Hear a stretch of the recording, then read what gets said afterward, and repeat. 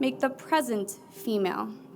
This is the mindset that the trustees had when deciding to admit women 50 years ago. I think about the legacy of coeducation in some ways as the shoulders upon which I can now stand to look out into the future, to determine how you actually create an inclusive educational environment for people of all genders. At Trinity today, we see a much fuller balance. It's wonderful to see it have achieved a kind of half and half status. In that 1973 class, 7.5% of those women were women of color. Our class of 2023, 27% of those women are women of color. And then when you combine that with the entire campus, what does that mean in terms of what we are going to be confronted with today versus then?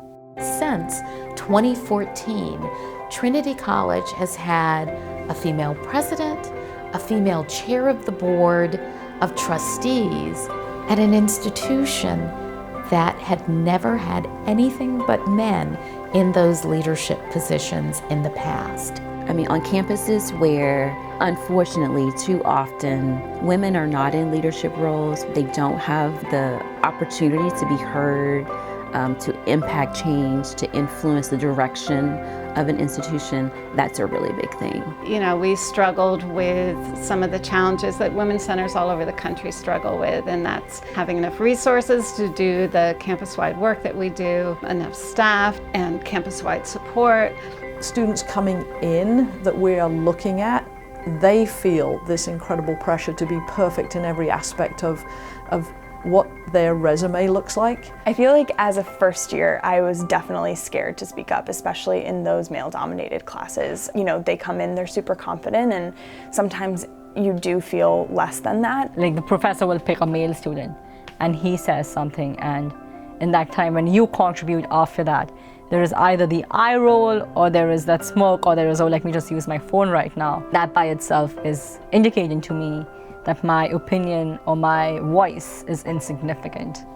And I really think it's important for the professor to notice these things. It really kind of like invalidates the other person's idea in the classroom. I try to bring it back that the woman brought up in the classroom because her idea is as important as the males. I see the level of athleticism in these young student athletes, particularly the women, just the opportunities we've given them. They're stronger, they're faster, they're fitter, but we're asking them to do more and more and more and more.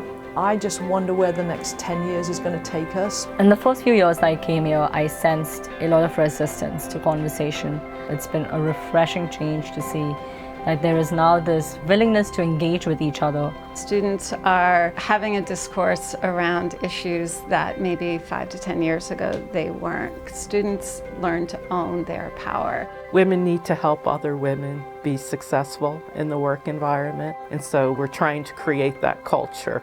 And women coming to Trinity is a key component of how we can move forward in the world in a better way, and that Trinity has supported that. I've seen how incredibly invested our female athletes are in the teams that they play on campus. That gives them that Trinity pride that I think has been a huge help in the pursuit of coeducation here at Trinity. It makes me want to be at a place after college that empowers women and works to equalize the playing field. I feel that if there wasn't any coeducation, there would be no room for change. My big hope for the future and for Trinity is let's all come together in that classroom and speak without any hesitation of who we are and where we come from and how we identify.